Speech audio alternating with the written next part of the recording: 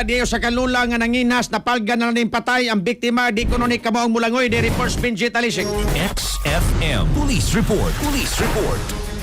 Daghang salamat sa tumabita nga nahibo sa Dagbayan sa Mandawi.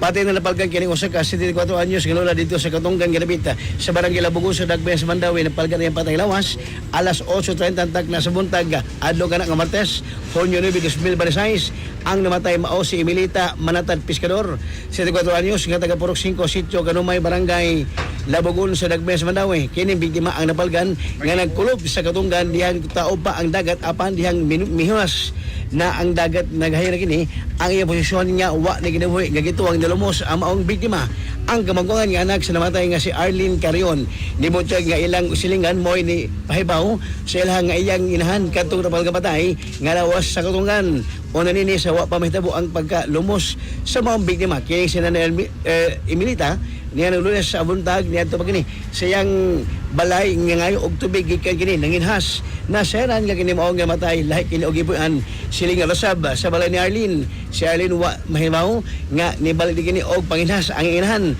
matud pa nga kadadlo kining manginhas para pang konsumo pawalit nini sayang sigarilyo kape og bahog sa manok nakurat kini na lang nga sa nanangatan siyang anak siyang inahan sa itabo nga pagkalumos ini samtang ang umagan sa namatay nga bana ni Arlene nga si Diosdado Carion nagtuo nga ahundan sa pagkamatay sa iyang ugangan dali pong kini samtang naghugas sa iyang mga nakuha nga mga panginhas kay tungod sa kapoy dugang pa sa kainit sa panahon hangtod nga nawala kini og panimot miabot ang higayon nga mitaw pandagat hangtod nga nalumos kini maong biktima ang magdiayong Carion nagtuo nga walay foul play ang kamatayon sa ilang inahan.